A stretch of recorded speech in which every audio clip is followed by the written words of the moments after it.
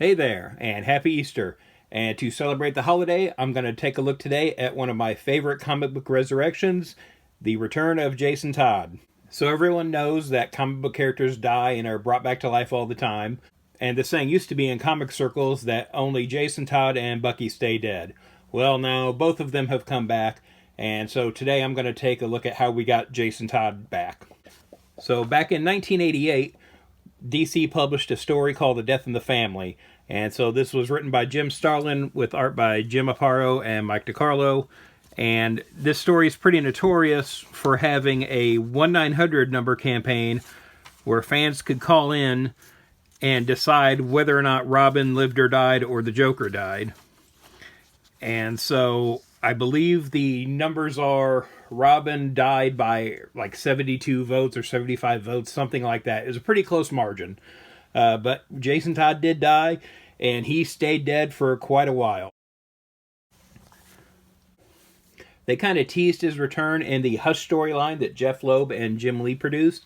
But in 2005, Judd Winnick wrote the Under the Red Hood storyline that officially brought Jason Todd back from the dead. And so while he returns in this story, we're not really given details as to how he's come back from the dead or how he's been resurrected, or was it just a big comic book fake out, or what happened. So then in 2006, we got Batman Annual number 25, and this story details how Jason Todd came back from the dead. So starting off, we've got this cover by Jock. And this art is based on the original collection to Death in the Family by Jim Aparo. And this story is written by Judd Winnick, again the author of the Under the Red Hood story, which returned Jason Todd back to the living. And so we kind of get an explanation here. This story is titled Daedalus and Icarus, The Return of Jason Todd. So like we said, we've got Judd Winnick as the writer, and Shane Davis as the penciler, and Mark Morales as inker. And if you know, on the title page here, we also have a credit for art on page 8, which is written by Jim Starlin, with inks by Jim Aparo and Mike DiCarlo on ink duties for that page. But that's just the one page. So we'll get to that, and we'll understand why they are credited for that page. So here we have kind of a recap of the events of the Death in the Family story where Joker kills Robin. And we show Batman being too late. The explosion's already gone off. And Batman finding Robin's dead body here. Again, sort of a homage to the page we just saw from 1988. Now, at the same time in DC Comics, they were doing the Infinite Crisis storyline, where Superboy, trapped outside the multiverse, is literally punching his way through reality. So they used this to kind of retcon a few things, and this is how Jason Todd's death was sort of reversed. So here we get this page here. So this is why Starlin and Aparo and DiCarlo are credited in this issue, is because of this page here. So when they took the vote on whether or not to kill Robin, due to deadlines, they had to have two versions of this page ready to go. One where he died, and then one where Batman finds him alive. So this is the alternate page from 1988 that would have been published had the readers voted to save Jason Todd's life. Now, the first time I saw this page was in this book here, DC Comics 60 Years of the World's Favorite Comic Book Heroes. And so this is like a history of DC from back in the day. And when they talk about the death of Robin, they show the original printed page and then a section of this page here as, just line art, because it had never been published up until this point. We also have the ad here where fans could call the 900 number to decide Robin's fate. So they incorporated that page into the story here, and the story's a little awkward reading it. Editor Dan DiDio later came back and said part of the awkwardness of this issue is because they wanted to incorporate this unused page in the story. I don't know if I buy that as an excuse. I feel like there's a more graceful way to handle that, but here we are. Now, if you're reading this almost looks like a retcon where Jason Todd never died. So that would really alter Batman continuity, as even through reboots, his continuity kind of stays very similar if it changes at all. So this would mean that had Jason Todd lived, he would have continued being Robin, in theory, Tim Drake wouldn't have taken up the title later on and that kind of thing. And a lot of Batman history would have changed here. So what we see is, apparently in this continuity, Robin still dies in Batman's arms, even though we just had the previous page.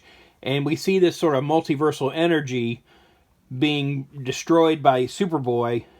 And we see it floating down here into Jason Todd's grave. And this resurrects him. I feel like a better way to handle this would just be to sort of swap Jason Todds at this point. I feel like you could have taken a Jason Todd from the alternate reality where he survives and he just kind of slides into this one. But I don't know. I feel like there was a lot of pressure at this point to say that this is actually Jason Todd. This isn't a shapeshifter. This isn't an alternate version, that kind of thing.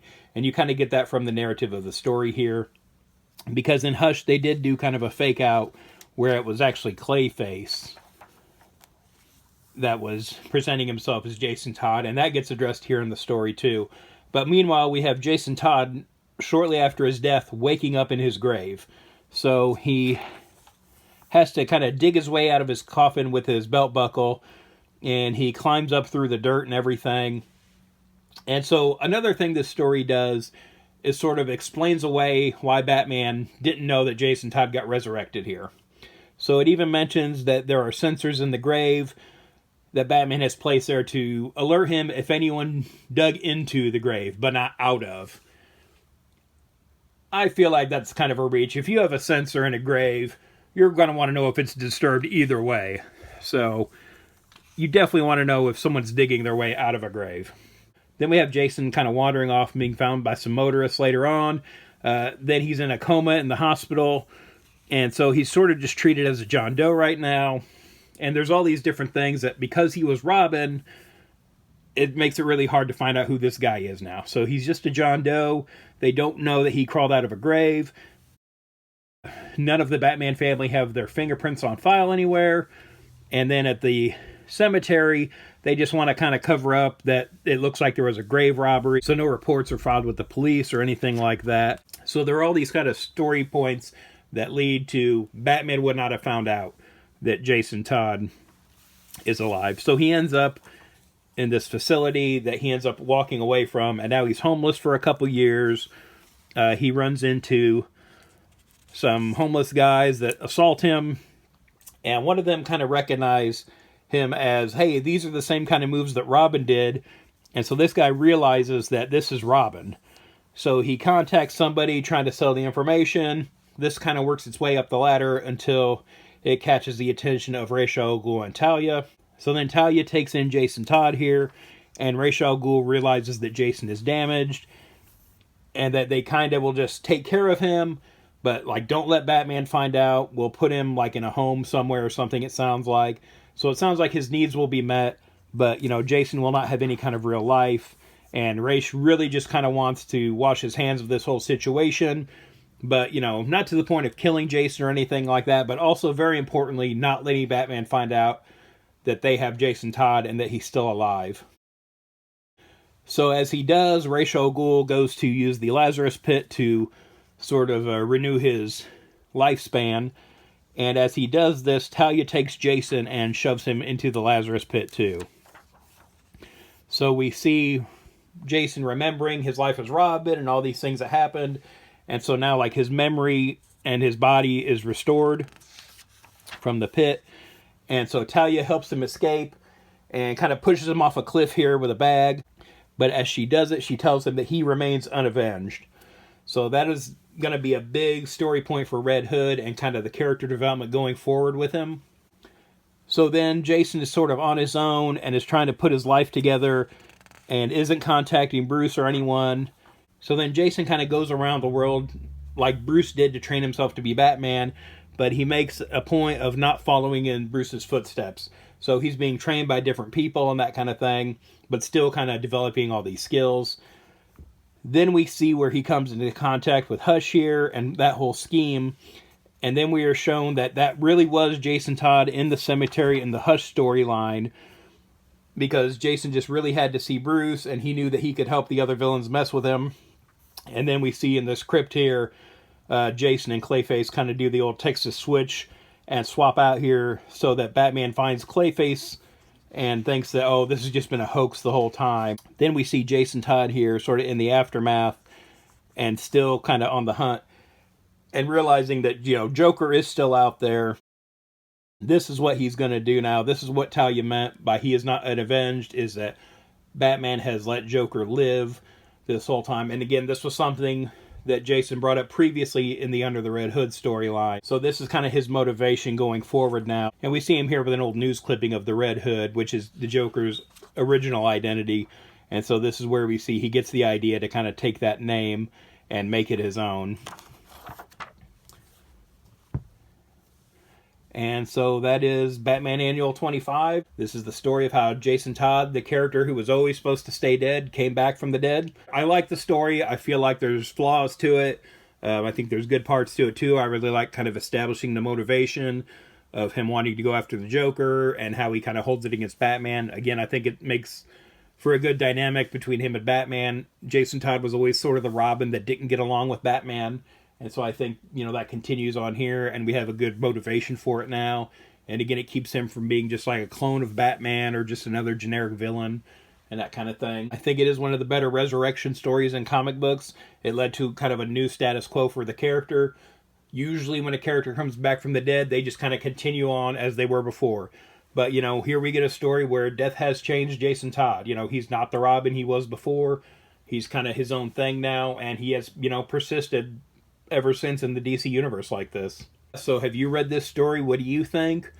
Does it deserve the criticism it gets? Or are you fine with it the way it is? Do you have a favorite resurrection story in comics? Let me know in the comments below. And thanks for watching. If you'd like to follow me on social media, I'm on Twitter/X at Detective651. Also on Instagram at Detective651. Be sure to check out my t-shirt store at tpublic.com/user/detective651. I've got a lot of nerdy designs on there, and there's sales all the time, so check it out frequently.